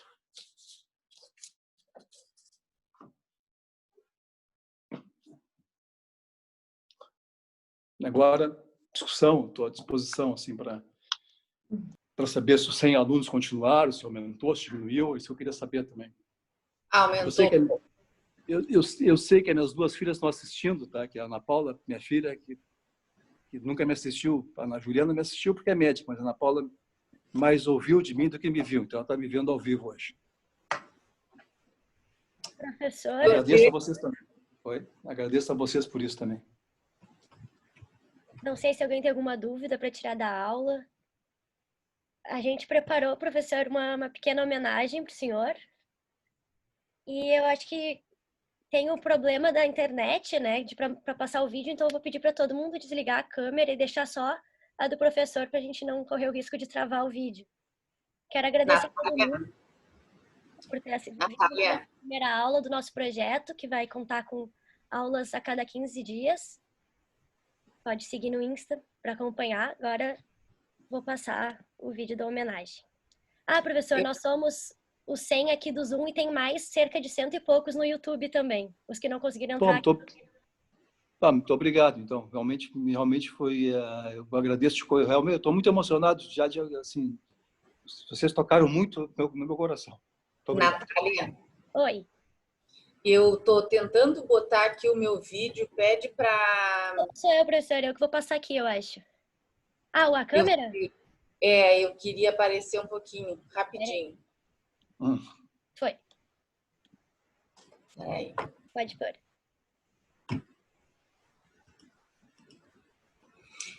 Prof, então eu quero agradecer, tá? Em nome de todos, por o senhor ter aceitado prontamente, tá? E queria lhe dizer que nós preparamos essa homenagem com muito carinho, tá? Várias pessoas foram convidadas, a quem quisesse lhe deixar uma mensagem, né? gravasse um videozinho. O senhor vai ficar bem surpreso, porque eu já chorei bastante de ver. Não tive a felicidade de ser sua aluna, né? Mas recentemente porque uma psiquiatra que gravou um vídeo me perguntou: por que tu tivesse a ideia da homenagem?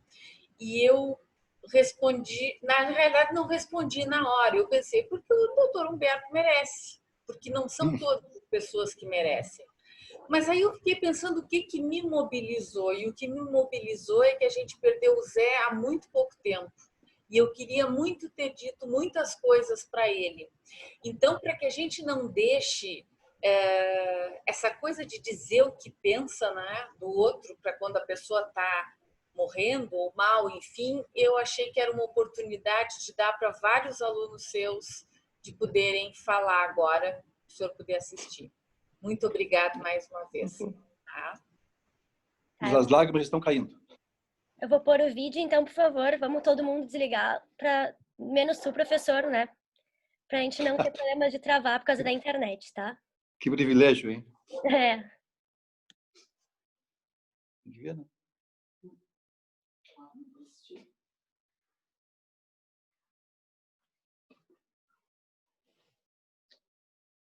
André. Estou sem volume. Tá sem som. Tá sem som. Tu não pode estar no mudo, Natália. Tá sem som.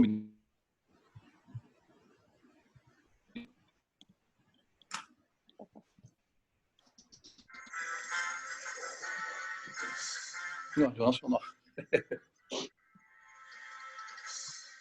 Humberto Oliveira Filho, você está no Arquivo Confidencial! Vai fazer uma mensagem para ti. Espero que tu goste e que aproveite muito. Meu nome é Rogério Italiano, sou médico, sou amigo do Humberto há mais de 40 anos. Significa que antes de vocês nascerem, eu já era amigo do Humberto. Por isso acompanhei todo o trajeto dele na faculdade, a dedicação, o esforço, principalmente a paixão pela faculdade, e diretamente por vocês. Hoje, com a aposentadoria merecida do Humberto, perde a faculdade, perde vocês. Perde aquele que, com certeza, foi um exemplo de médico e de professor.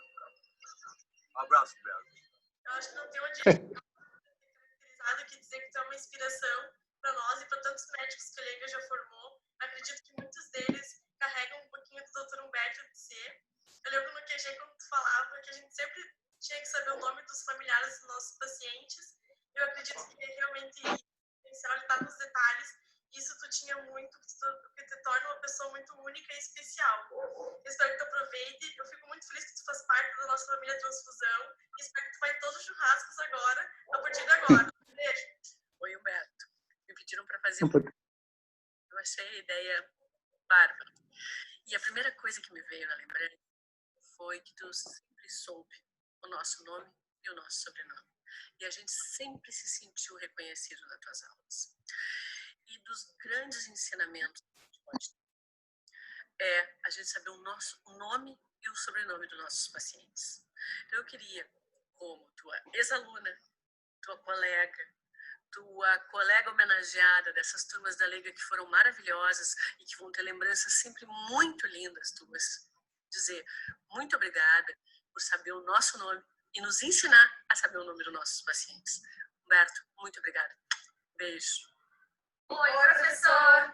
Fica difícil de ver de trás da máscara, mas a gente não podia deixar de prestar essa homenagem para o senhor. Eu sou a Carol. Eu sou a Ana, nós somos alunas da PM15, que teve a honra de ter o senhor como paraninfo. Gostaríamos de agradecer aos anos que o senhor dedicou ao ensino da nossa querida Leiga. A gente segue seguindo o seu exemplo, proativos como sempre. Obrigada. Obrigada. Humberto, lá se vão mais de 40 anos em que nós trilhamos juntos o caminho dessa universidade. Desde os anos 70, você como aluno, eu nas minhas primeiras turmas, eu entrei em segundo ano e depois eu tive a satisfação de ter como colega. És um professor dedicado, raciocínio clínico brilhante, humor fino e sempre muito humano, preocupado sempre com os alunos. Fico impressionada, sabe, o nome, o telefone, a namorada, a situação da vida, discutindo sempre os tempos de regência da disciplina, sempre que se ia ter um caso, você sabia muito daquilo, da pessoa que você ouvia. E você fez um diferencial grande. Este teu lado humano, dedicado, é muito difícil de encontrar. A Gilca e eu vamos sentir muita saudade. Foi um privilégio ter você conosco todos esses anos. Você carregando aquele QG de reumatologia e nós brigando por causa das plaquetopenias que a gente queria que não mato, você mato. Foram bons anos maravilhosos. Desejamos tudo de bom nessa tua nova opção de vida, que você continue sendo e realize o médico bom, maravilhoso que você é e a pessoa que você é. Você vai ficar sempre no nosso coração e queremos que você vá lá, presencial, nos visite, vá nas aulas, dê umas aulas para nós, e a gente possa dar um grande, grande, grande abraço, que agora nesses tempos a gente não está podendo dar. Sinta-se muito, muito abraçado por mim e pela gente.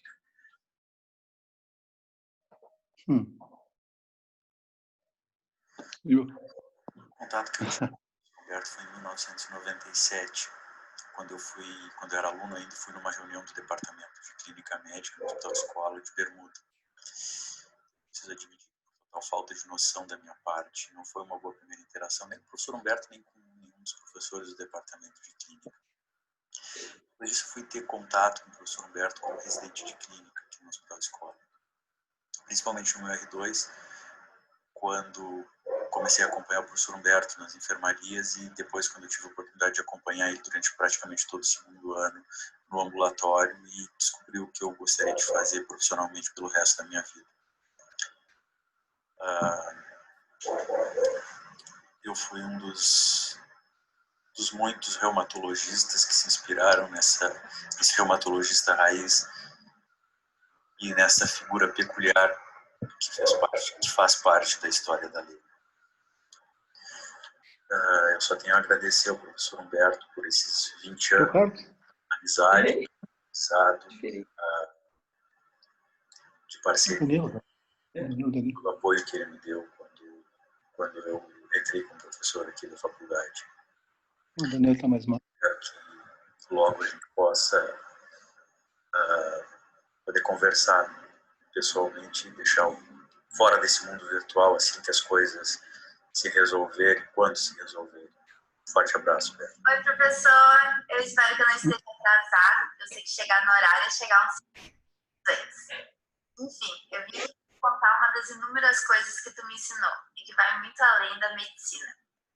Eu vou usar todo o meu poder de síntese para contar uma pequena historinha.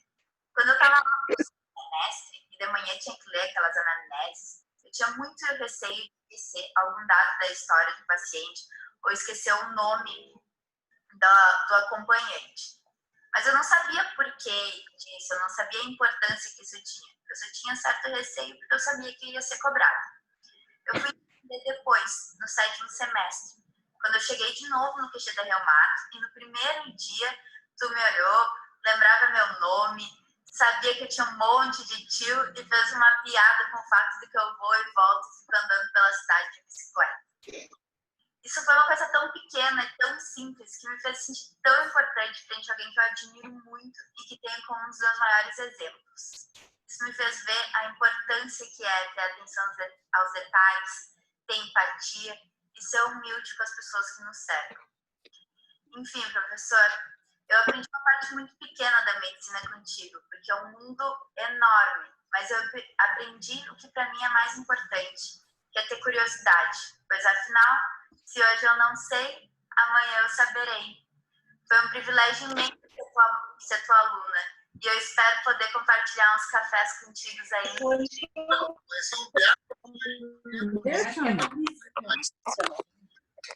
eu passei pela segunda, você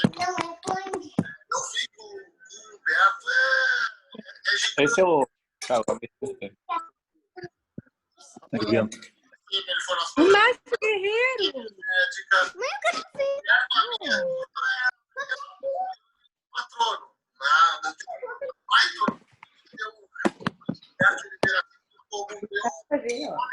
Muita gente. Eu hoje sou professor da Federal, sou professor Falou, mãe? Não pude mandar ele embora. Eu sei que é meu. as respostas de Barbada, porque o Humberto sempre foi esse exemplo de professor, esse exemplo de pessoa. Minha mãe é paciente dele. Assim, a história... A minha residência foi com ele. Eu saí no metade da minha residência de clínica porque eu conversei com ele e ele achava que era importante para mim fazer terapia intensiva. Então, eu tenho uma paixão enorme por esse querido. O Humberto mora no meu coração e é um exemplo que eu sigo até hoje. Torço para que ele seja muito feliz desse novo desafio dele. Um beijo enorme, Humberto.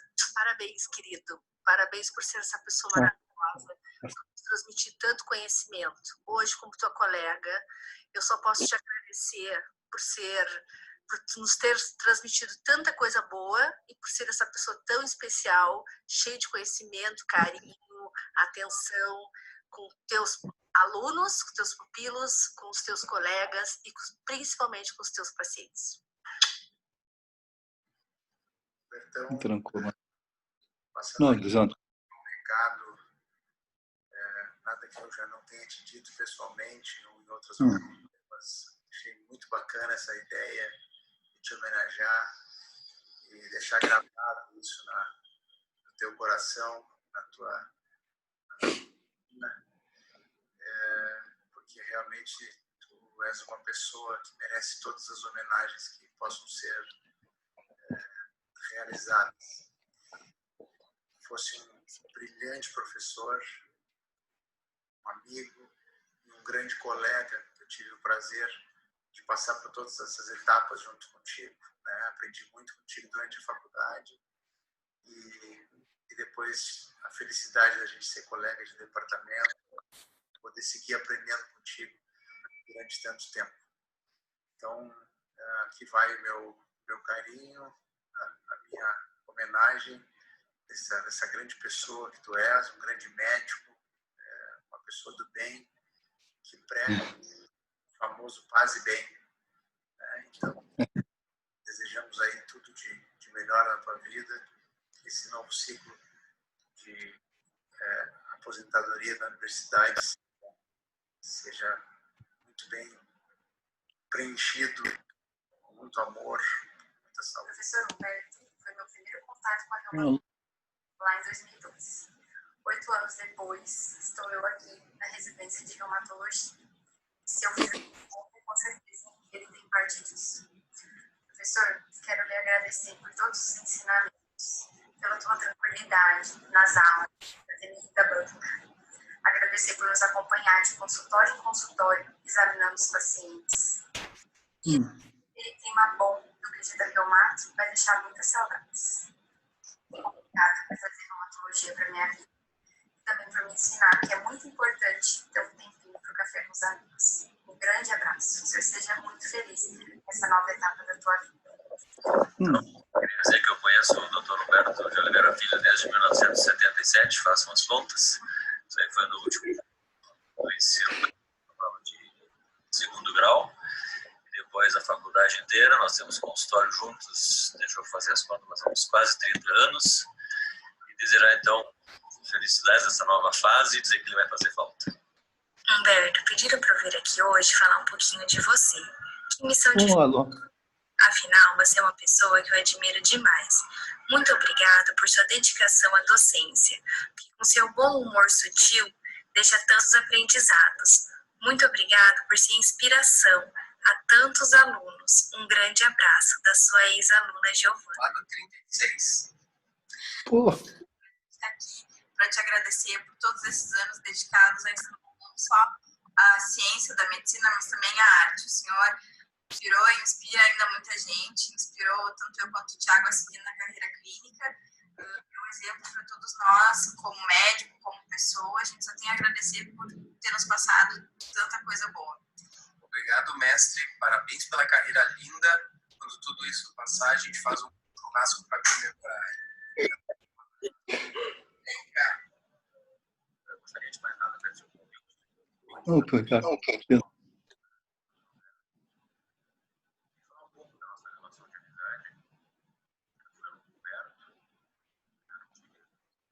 Passamos 3 dias com ele. E, como diz o ditado, né? Deus cria, o diabo não. Eu trabalhava no nosso colega, Roberto, no final, a gente ia de uma estratégia, para mim, uma amizade que sem valor. Acho que o Roberto, a gente fala uma coisa que faz. Faculdade, com família, com amigos, com pacientes. E mais do que isso, eu acho que é o que informa médicos. Não apenas conhecimento técnico, mas uma postura técnica. E faz isso através da transmite aos alunos é algo que ele executa na vida dele profissional e não só profissional. Então, acho que uma perda dessa para a instituição, a pessoa como quer se aposentar.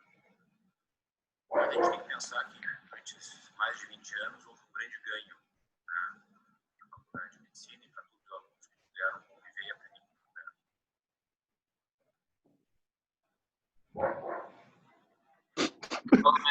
Certo. Estou aqui para usar esse tempinho para agradecer para o senhor, primeiramente pela pessoa que o senhor é, agradecer pelo ser humano ímpar que o senhor é, um cara com uma energia muito boa, um cara com uma energia diferenciada realmente, um cara que contagia o ambiente onde está. Quem conhece o Humberto sabe do que eu estou falando. O senhor sabe que a gente se conhece de outros carnavais, o senhor me conhece desde né? E eu tive a oportunidade de conhecer melhor o senhor no 7º semestre, no Cadia da Reumato, que na realidade eu não vejo que eu nem ia ir, acabei podendo escolher, e hoje eu sei que eu fiz um baita de um acerto, porque foi um período muito especial, foi um período onde eu consegui conhecimentos que vão agregar para minha vida pessoal, que vão agregar à minha vida profissional, e é isso. Quero que o senhor saiba que eu tenho o senhor como uma grande inspiração, um grande exemplo, e os ensinamentos que o senhor me passou vão estar presentes de alguma forma no meu... Um grande beijo e um grande abraço. Oi, Humberto. Estou muito feliz por estar aqui fazendo para ti essa homenagem. Homenagem essa que é muito mais do que merecida. Nesses 22 anos que a gente conviveu, eu tive o prazer de compartilhar muitos momentos contigo, momentos de alegrias, momentos de angústias, momentos de incerteza, mas esses momentos foram muito especiais justamente porque, assim como tu te entrega para o teu trabalho, para os teus alunos, para os teus pacientes, tu é com teus amigos. Então, eu tive, ao longo desses 22 anos, um grande e verdadeiro amigo. E quando a gente trabalha, não existe preço para encontrar pessoas com quem a gente tem afinidade, com quem a gente se sinta à vontade para rir, para discordar, para brigar, para concordar. E contigo, com certeza, tenho isso. Tive e tenho isso, porque eu sei que a nossa relação vai se manter enquanto a gente estiver nesse plano. Os laços que nos unem, eu sei que vão ter sempre estar presente. E quando tu falaste que irias parar, foi muito dolorido, né? Eu tive a dor da perda de um dos meus mosquiteiros, né? No inío do ano, o Rogério, e lá na sequência veio a tua, e eu fiquei meio perdida, assim, me senti, meu Deus, estou ficando sozinha nesse barco. Mas, na verdade, hoje eu entendo que a vida é né, e que outras pessoas vão ocupar o teu posto, o posto do Rogério, o meu posto, o posto do Noal, o posto desses 4 mosquiteiros que vão continuar lutando, brigando, incomodando os alunos, querendo que os alunos sejam pessoas melhores, sejam profissionais melhores. E isso é o que a gente tem tentado, né, ao longo de todos esses anos, né, ensinar a eles que isso vale a pena e que a gente tem que lutar pelas coisas que a gente acredita. Então, eu desejo que seja muito feliz, que continue sempre nos procurando e mantendo esse contato, porque realmente a tua amizade, o teu companheirismo é algo que eu quero levar para o resto da vida. Um beijo. Obrigado.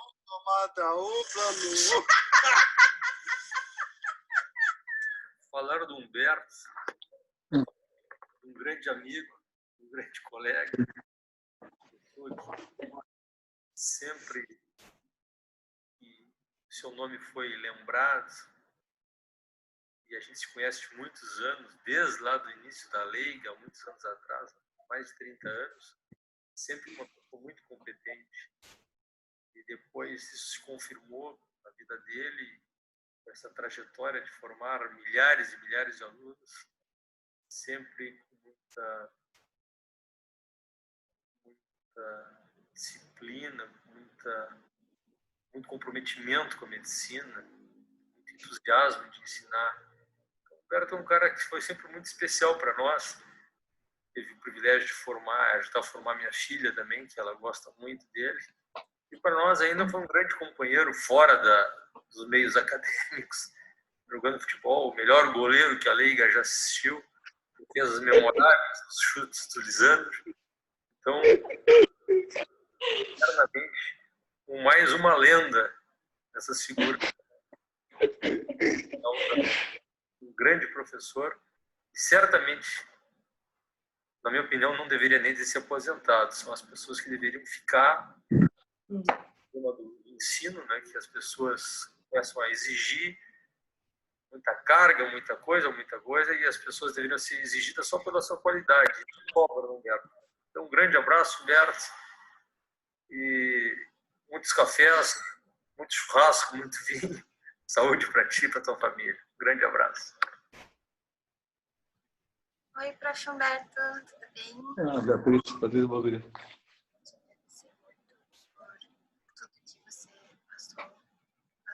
Os 75 mensagens.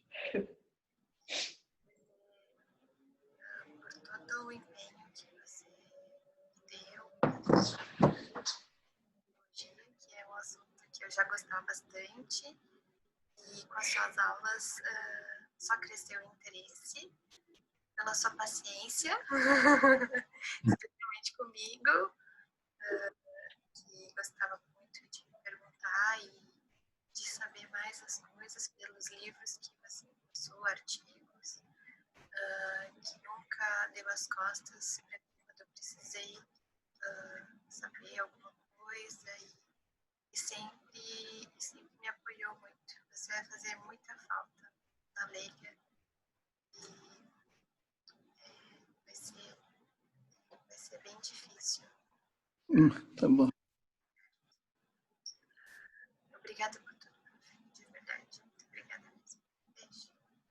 Humberto, meu caro, que bela ideia e muito merecida essa homenagem que o pessoal organizou, que prazer fazer parte disso. Quero dizer que eu tive o prazer de ter sido teu aluno e depois teu colega no departamento de clínica. E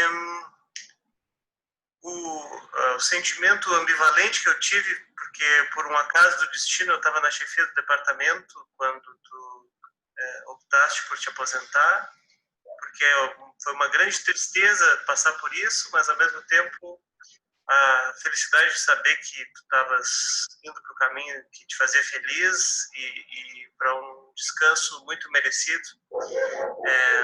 Uma carreira que mexeu com muita gente por bons motivos e sempre nas reuniões e no dia a dia do departamento tu foste uma pessoa que a gente podia contar, que ia se manifestar de forma sincera, muitas vezes falando as coisas difíceis que precisavam ser ditas, que certamente inspirou muita gente aí pelo caminho.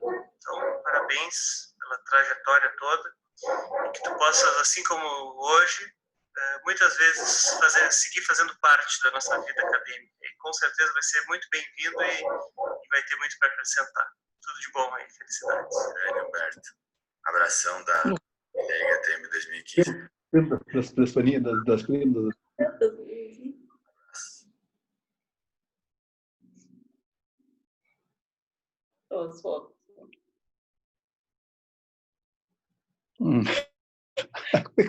Eu consegui isso aí, porque tu brigou do Faustão?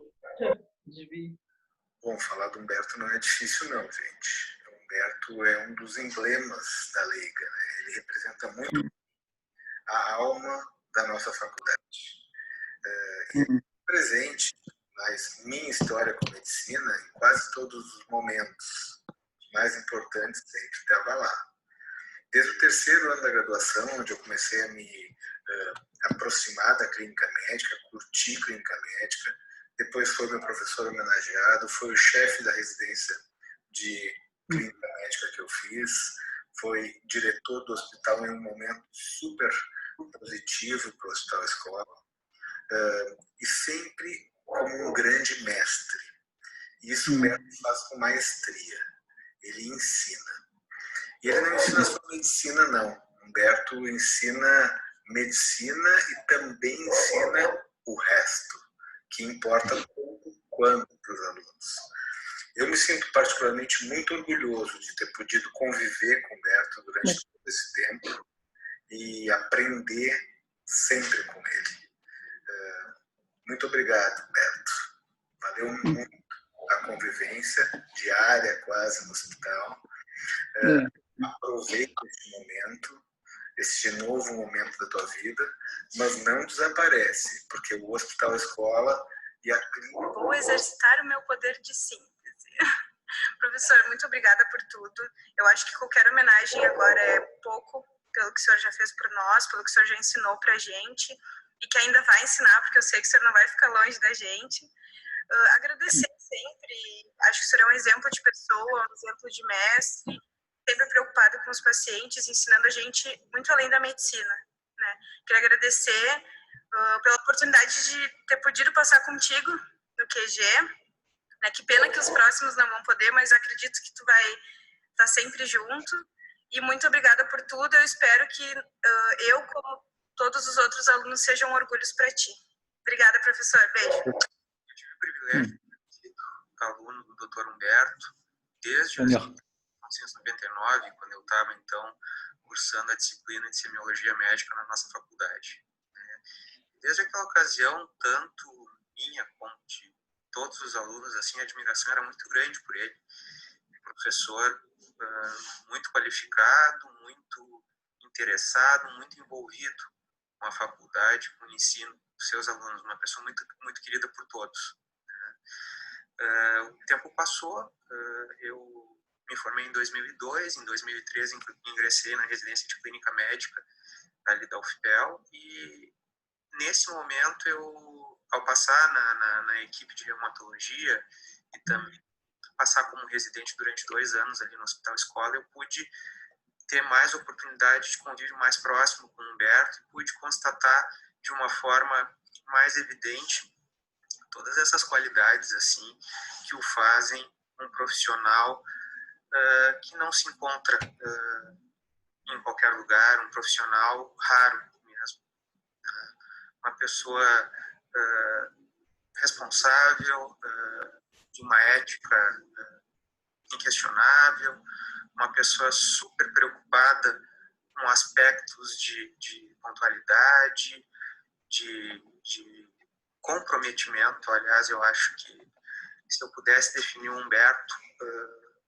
com 2 palavras, né, além de excelência e ética e tudo que eu já falei, eu acho que essas 2 palavras seriam comprometimento e responsabilidade. Comprometimento para com os pacientes que ele atende, nos quais ele deixa marcas impressionantes, assim, tanto do ponto de vista terapêutico quanto do ponto de vista humano, e comprometimento com os alunos, com os residentes, com todas aquelas pessoas que são felizardas de poder ter a experiência de serem ensinados por ele. Eu aprendi muito com o Humberto durante a residência, a admiração que era grande só cresceu. E em 2012, ao retornar para Pelotas e para a Liga, agora como professor, eu tive uma nova oportunidade de aproximação, de estreitamento de relação com ele, e muito aprendi, muito venho aprendendo nesse período. Lições valorosas de técnica docente, enfim, de tocar a alma das pessoas, né, como ele tão bem sabe fazer. Eu guardo algumas lembranças importantes do Humberto com relação a como ele se envolve assim, vamos dizer, o orgulho de ser um discípulo dessa pessoa tão especial. Então, eu não tenho dúvida, né, de que o Humberto representa um dos pilares da educação médica da Leiga nos últimos 30 anos. Tá? E é uma pessoa que ajudou e fundamental para elevar a excelência do ensino médico na nossa instituição, e assim ele vai permanecer daqui para sempre. Nem que eu pudesse exercitar todo o meu poder de síntese, ele preza, né, que a gente aprimore, eu seria capaz de sintetizar a importância de uma pessoa tão especial e que eu considero um mito dentro da nossa faculdade, e que felizmente eu tenho o privilégio de poder ter como amigo e vizinho. Muito obrigado por tudo, Humberto. Curte a tua nova fase, conta conosco e, por favor, sempre retorna para nos brindar com a tua companhia. Um grande abraço. Oi, meu nome é Isabel e hoje eu sou residente de ortopedia no Hospital Pequeno Príncipe, em Curitiba. Eu fui aluna da Leiga e também do Humberto, e quem me conhece sabe que, para mim, o melhor professor e amigo do mundo foi o Zé Raimundo mesmo. E aí começa a minha admiração pelo professor Humberto, porque o Zé sempre falava nele. Desde os primeiros semestres que eu comecei a acompanhar o Zé, ele já falava que o Humberto era um grande médico e adorava estar no meio de uma roda de amigos, todo mundo junto, e ele dizia: o Humberto é o melhor clínico que tem em Pelotas. Eu dizia: mas o Humberto não é clínico, o Humberto é reumatologista. E ele dizia: o Humberto é médico de gente. E ele adorava isso. E realmente, o doutor Humberto é médico de gente.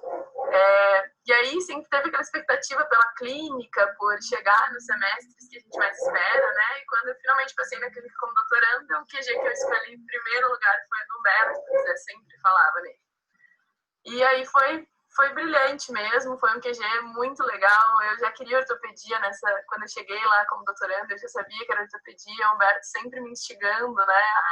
As coisas ortopédicas da reumato e tal.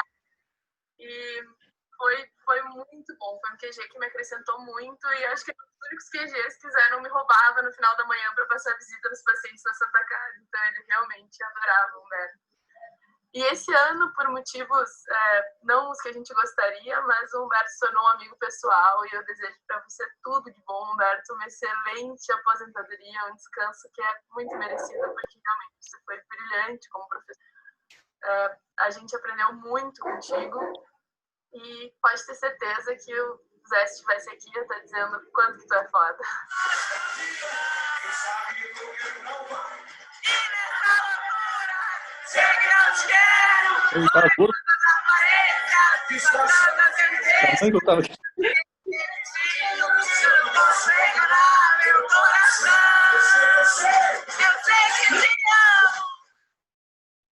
Eu conheci o Humberto, acho, nos primeiros...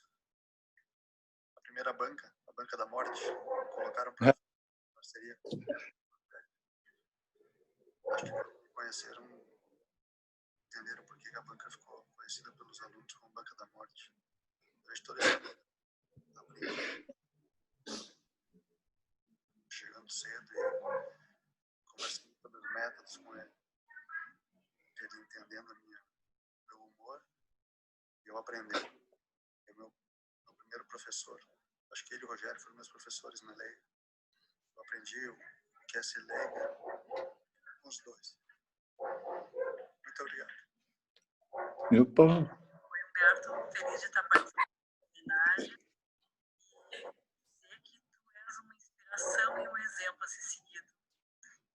acho que a maior parte dos teus alunos também vai concordar comigo. Eu acho que a melhor maneira deles continuarem te homenageando é seguir os ensinamentos. E um dos mais preciosos ensinamentos, eu acho que é a arte de atender e de entender os seus pacientes. Pessoal, me convidaram para falar algumas palavras sobre o meu pai. É difícil falar sobre os nossos pais, mas vamos lá. Eu vou contar brevemente o período da minha vida que meu pai se fez muito presente. Eu trabalhei durante 1 ano e meio na FAO. E, inicialmente, eu trabalhava aos sábados 24 horas de plantão pelo fato de eu não ter meu pai me levava e no outro dia ele me buscava na saída do plantão. E a gente saía para tomar café da manhã e era um momento que a gente conversava bastante, principalmente sobre a vida. Eu guardo essa memória com muito carinho. Pai, eu sei que todos os anos que você trabalhou na FAO teve muito amor e dedicação. E o resultado desse teu trabalho todo tá nesse vídeo de homenagem que fizeram para ti.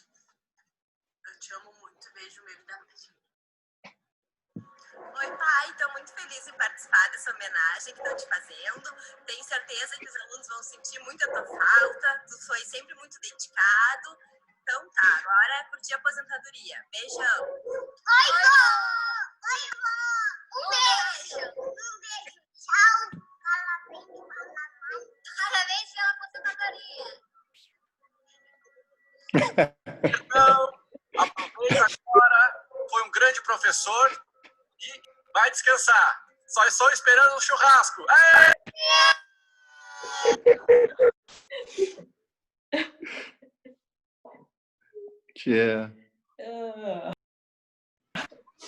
Tá.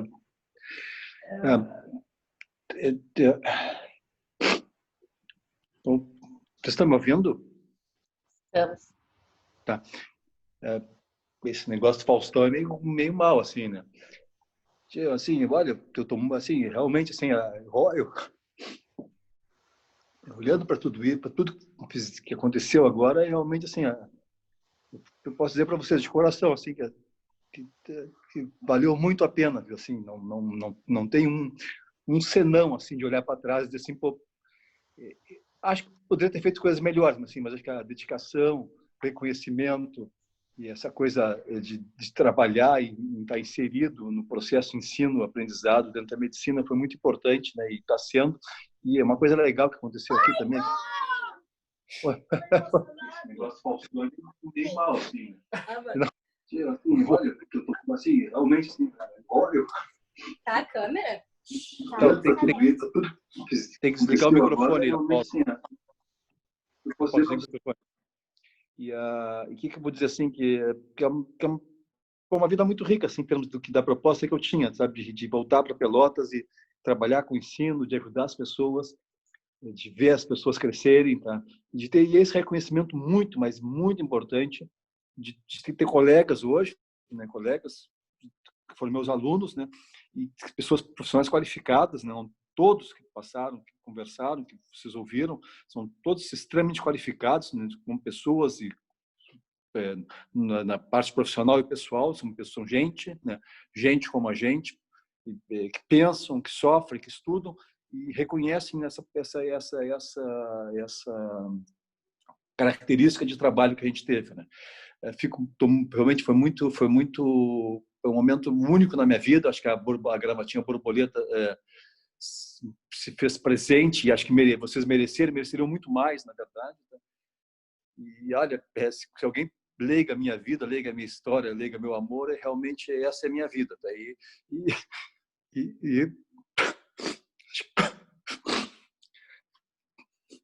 Muito obrigado.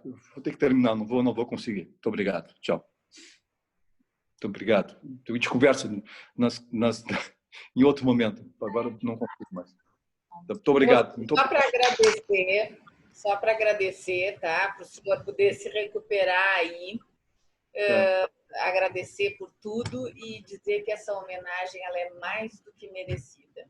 Infelizmente, eu não tive esse tempo de contato, mas os senhor vê que os depoimentos eles se repetem, né? Então, seriedade, pontualidade, poder de síntese, vou adotar isso daqui para frente, gostei da ideia, é uma coisa que todos os seus alunos dizem. Tem alguém que gostaria de falar alguma coisa aí? Que tá o Noal, Tamires, o Alexandre Gastou, aliás, desculpa, a Patrícia, que está aí chorando, feito uma louca, Silvia, Ângela, Sandra, alguém quer falar alguma coisa? Bom, o Humberto, ele sabe tudo que ele representa para mim, né? Me botou no colo desde os primeiros semestres, até hoje me bota no colo. Falamos ontem sobre ver um elefante, hoje ele falou hoje na aula sobre o elefante, né? Eu botei muita saudade das manhãs que nós passamos juntos e para mim o meu maior mestre dentro dessa faculdade, que eu carrego sempre dentro de mim. Nos rounds eu sempre pergunto o nome dos familiares, acho que por causa do Humberto, acredito. Então, muito obrigado mesmo, de coração. Não fazer multitarefas. Muito bem. Eu sou da saúde mental, aqui é a Patrícia. Não podia deixar que tive uma aula de reumato como há muito tempo, estou há 20 anos formada, então eu acabei de me atualizar em toda reumato. Muito obrigada, Humberto. E eu queria falar em nome do Departamento de Saúde Mental, com pessoas maravilhosas que sempre tiveram e que tu tem, com certeza, lembranças e tiveram muitas situações, passando pelo nosso querido Fábio Braga, Luiz Felipe, muitas festas fizemos juntos, e dizer assim, olha, Humberto, é das coisas mais emocionantes ver os alunos, teus colegas, o Irã com tantos anos de consultório, pessoas que estão valorizando tudo, assim. Eu queria te dizer de novo, assim, ó, muito obrigada e que legal ter podido ser tua aluna 20 anos atrás, tua colega nos últimos 10 anos e ter feito muita festa junto, de verdade, assim, ó. A saúde mental agradece. Eu tenho certeza que os alunos acham que ele podia fazer parte do Departamento de Saúde Mental, vocês não acham? Muito obrigada por tudo, Humberto, um beijão. Muito bem. Eu acredito, pelo jeito, os netos do Dr. Humberto estão loucos para falar. Não, mãe. As netas. Levanta a mão. As netas, perdão. Pode falar, Mimosa. Dá oi. Oi. Oi. Oi. Gostou? Foi legal, né? Foi? Foi legal? Esse bar é muito bonito. Oi. Foi legal. Tá sendo legal, tá sendo legal. É um momento único, assim, a gente consegue. Eu acho muito legal isso, a gente poder fazer em vida as coisas, né? Eu acho muito legal. Beijo. Beijo, vó. Beijo. Muito bem, prof. Eu acho que a gente vai lhe deixar, então. Tem Grenal agora, não vou competir com o Grenal, né? Não vou chegar a esse ponto, né? Mas o Grenal está chegando aí. Tá certo, não vamos chegar no Grenal. Muito obrigada pela sua participação, tá? Para quem estava assistindo, lembrar que daqui a 15 dias teremos outra palestra, tá? Acho que não vai ser como essa, vai ser difícil da gente repetir essa aula inaugural, mas tenho certeza que escolheremos uma boa pessoa, tá? Não, com certeza. Com parabéns para você. Muito obrigado. Obrigada, gente. Boa noite para todo mundo.